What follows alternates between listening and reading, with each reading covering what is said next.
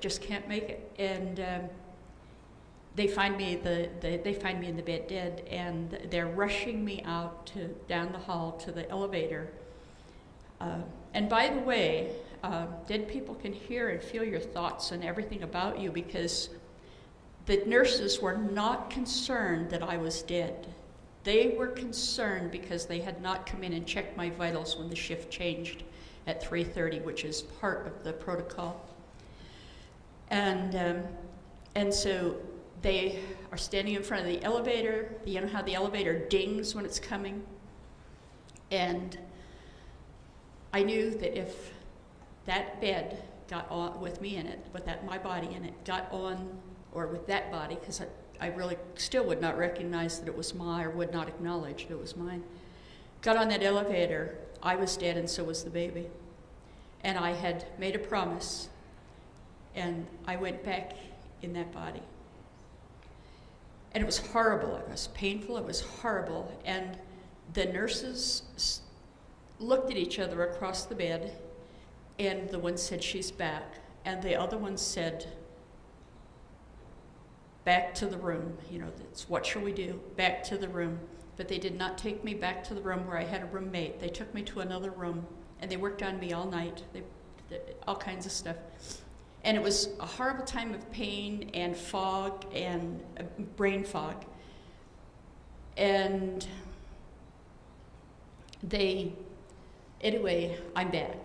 And I was in the hospital for another week and a half, and then I went home and I was on bed rest. When it was time for my baby to be born, I want to tell you why I'm still here, because obviously when he was born, I did not leave. When it was time for him to be born, oh, that's a time thing.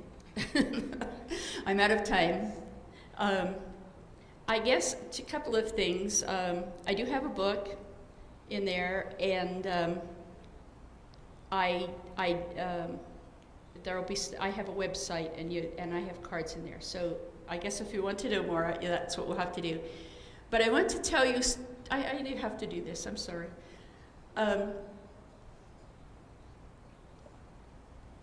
When I found IANDS was only 12 years ago. Before that, I thought I was running around doing all of these things, and I had all of these gifts, and I had to hide them. I had a very responsible position in aerospace, a lot of people under me, my signature, signed things and whatnot. So that was a world I could function in. But this spiritual world, I functioned well in it, as long as nobody asked me to share. But 12 years ago, I found IANDS. And I remember I was terrified to go to the conference that was coming to Salt Lake, that came to Salt Lake. It was actually started when I found out about it. And then I was terrified to talk to anybody about anything.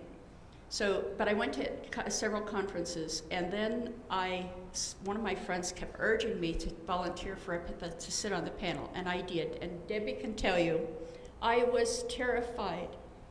I was like a little mouse under the table.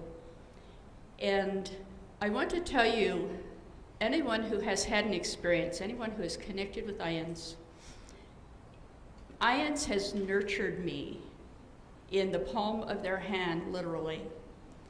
And it isn't for me, it is the things that have come out of that, my being able to speak, my being able to write, terrified at every step of the way.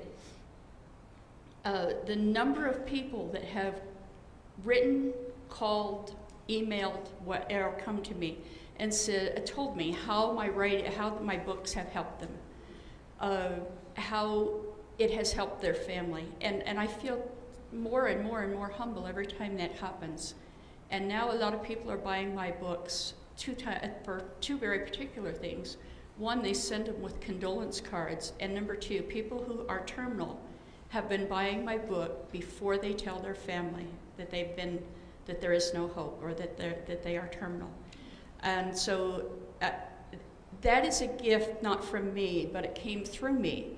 But I could not have done it without IANDS nurturing me, because I'm a terrified little farm kid.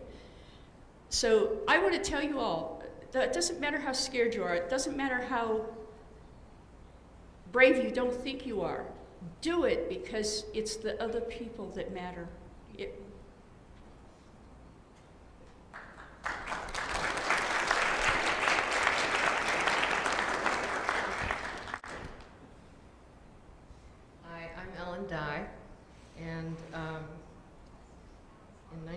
25.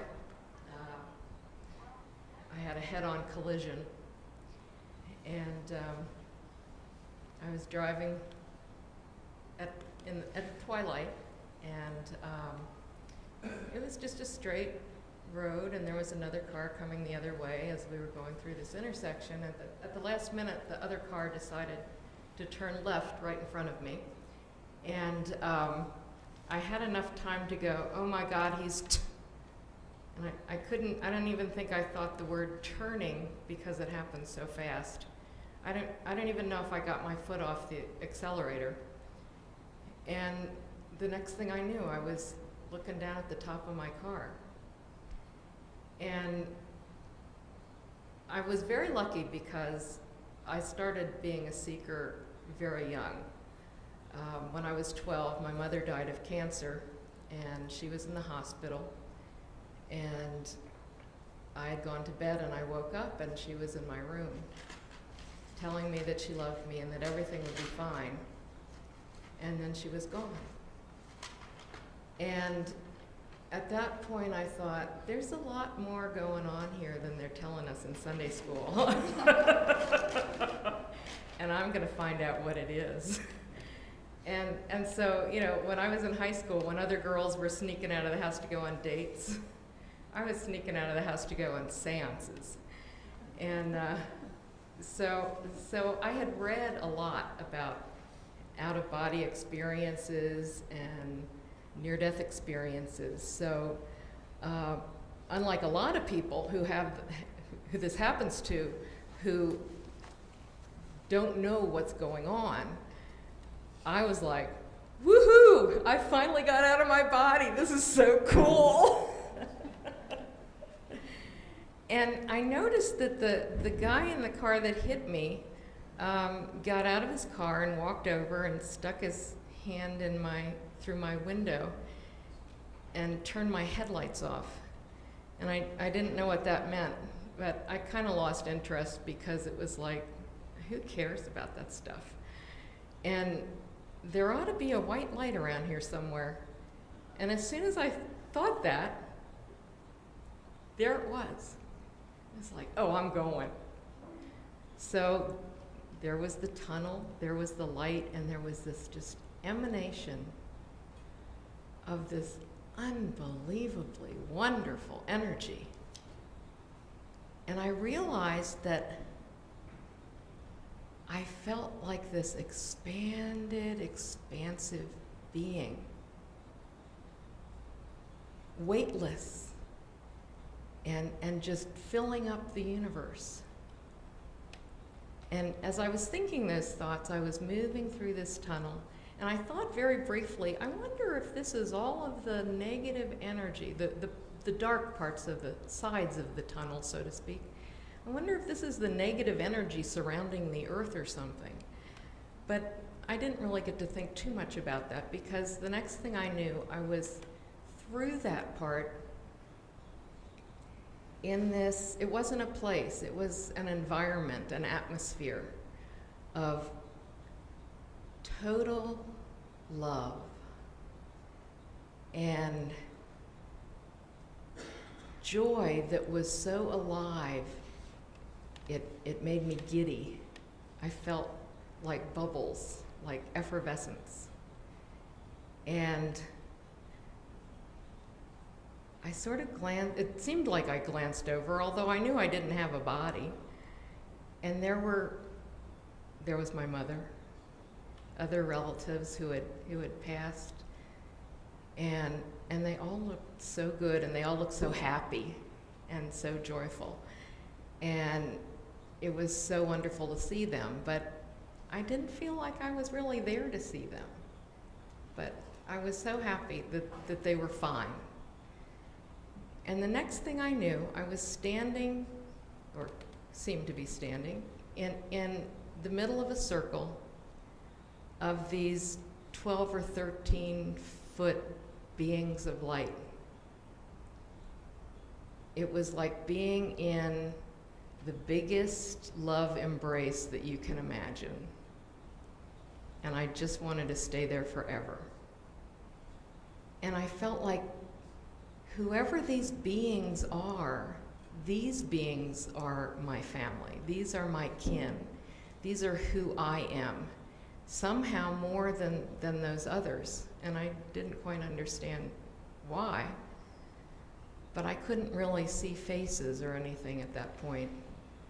But I just knew that I was of them, and they knew me, every part of me that had ever existed, and loved every part of that. And they told me everything about the universe and about life and about who I was every time I had been anything or anybody, and how life works and what it's all about. And I realized this wasn't new information. I already knew this. They were just reminding me, because somehow I had forgotten. It was like, well, of course it makes perfect sense. It's, you know, it's also perfect. It's also beautiful. Everything is exactly the way it's supposed to be. How could I have forgotten that? And this is great. And it seemed to go on forever.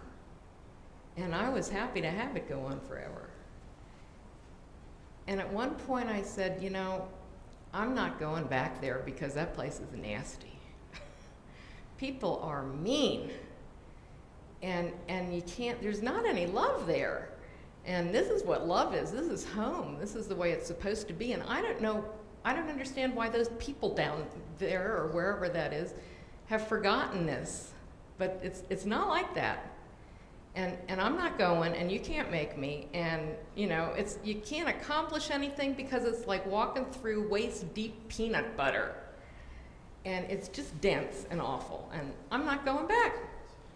And I had this feeling that I was arguing with them. I sort of metaphorically was sort of going, and you can't make me go back there, you know. Because I'm 5'5", and they were like 13 feet tall. And at some point, I realized, and it all seemed perfectly normal at the time, that these beings were lions. That they were lion beings, standing upright, very majestic, very beautiful. And it was like, and I'm one of them. I had no idea what that meant. And you know, I sort of have a little idea now, but it was all perfect. It was all normal. It was all exactly what it was supposed to be. And I knew that I was just going to stay with them for eternity and never leave. And then I opened my eyes in the emergency room, and I went, well, I won't say what I said, but oh, what happened? And I hear this voice say, "You were in a car accident, dear." I said, "No, that's not what I mean." "Why am I here?"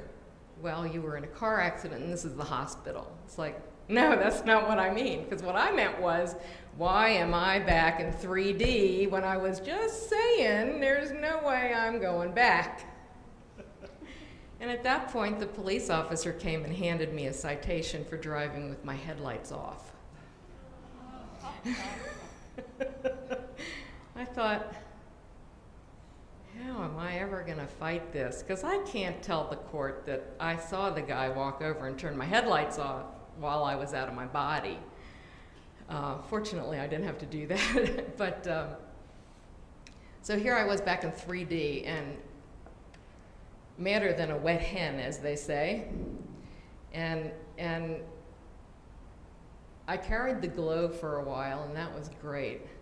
And I was lucky that I had a lot of people that I could talk to, because I hung around with people who were seekers, and we'd all read the stuff, you know. And that was fantastic. And then very slowly, all the different pieces of my life started shifting. And I knew they had to. But of course, transitions can be hard. And